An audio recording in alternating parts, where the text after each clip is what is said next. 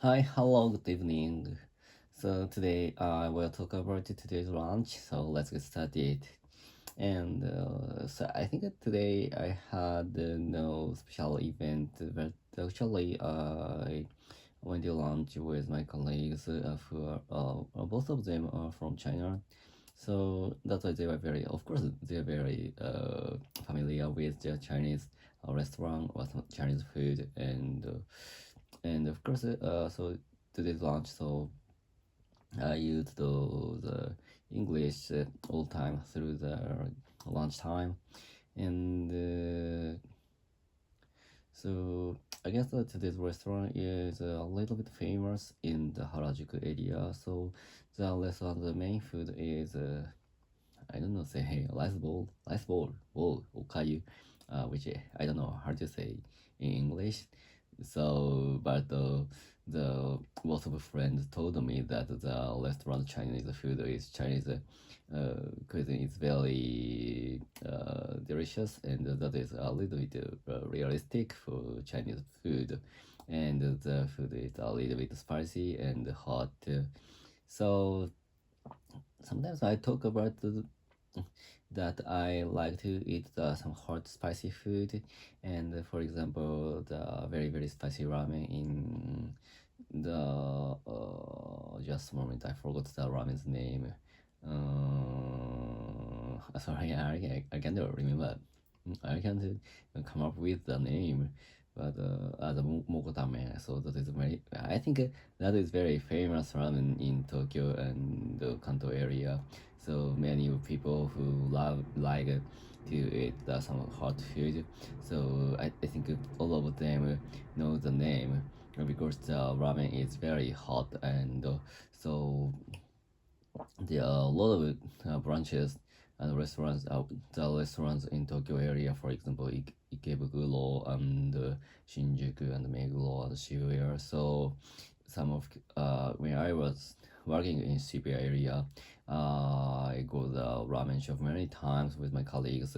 Even the ramen shop is a little bit far from the office, so but many in the one company. I think many people love the name, and I sometimes encountered my colleagues who love to ramen, and I was very surprised at knowing that. And so by the way, so today's restaurant food is a little bit hot and spicy, and I ordered the chicken. I ordered the chicken dishes. The name is Yurinchi in Japanese pronunciation, and but actually most of my friends told me that speaking the English and the Chinese, so the pronunciations of course perfect. So that's why I can understand that they were what they are ordering, and but yeah, yeah. And after eating the lunch, during the eating lunch, uh, well, so we talk about the Chinese food, which they thought many of Japanese people didn't know the name. So, for example, the food which we can't it is not accessible in Japanese people. So for example, and the creature which lives in a creature which lives in the near China or China continent, continent area. So for example, today my friend, one of the friends told me that the like the very big worm and very big worm. So I know that um, the worm, were the worm is used for the fishing as a bite, as a bite.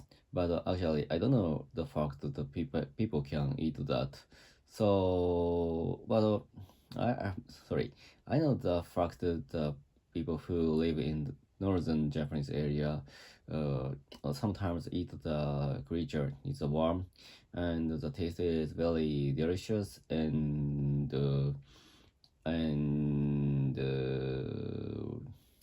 so that is but the the shape is a little bit grotesque. So, but I'm a angler. I'm an angler, so that is why.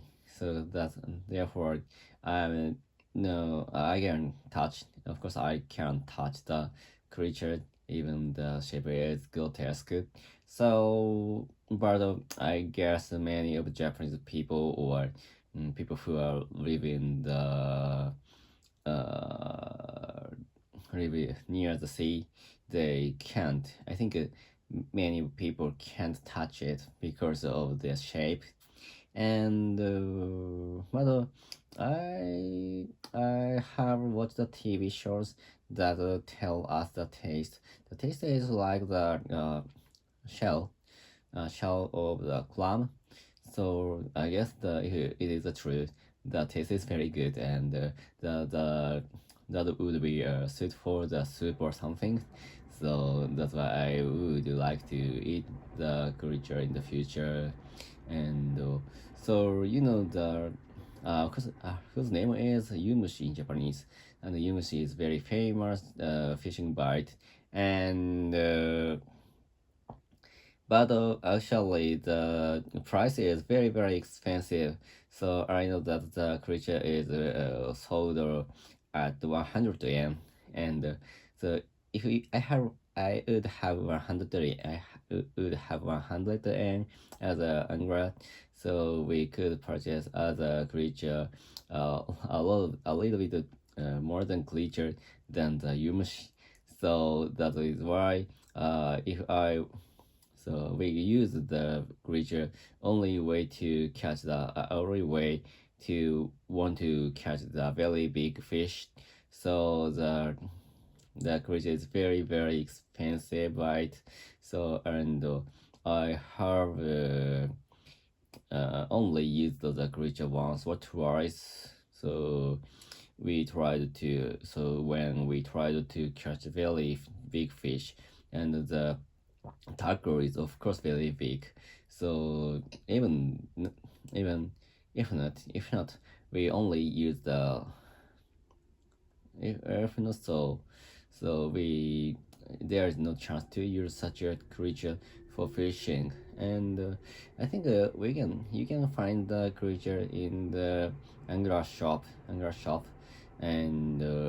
at some point. But if you want to have if you have an interest to eat such a creature, so I recommend you to purchase the worm in the angler shop. So very easily if you want to eat Japan or Tokyo or the metropolitan area. So and then so one of my colleague told me other food of which I've never seen in Japan. So I forgot the name, but the food is wrapped with jelly, and I think it is a protein with soup. The protein becomes solid. So when make it be made cold. So we Japanese told the name nikogori. So we can find the such a jelly in the Japanese traditional restaurant, and so which is solid soup, which is solid soup with the yeah, influence of the protein. So the taste is very good, but some people I think it's a little bit odd because in my brain, so the dairy is very in my brain dairy is very sweet, so that's why I feel a little bit odd awkward when I eat such a savory dairy. So I think I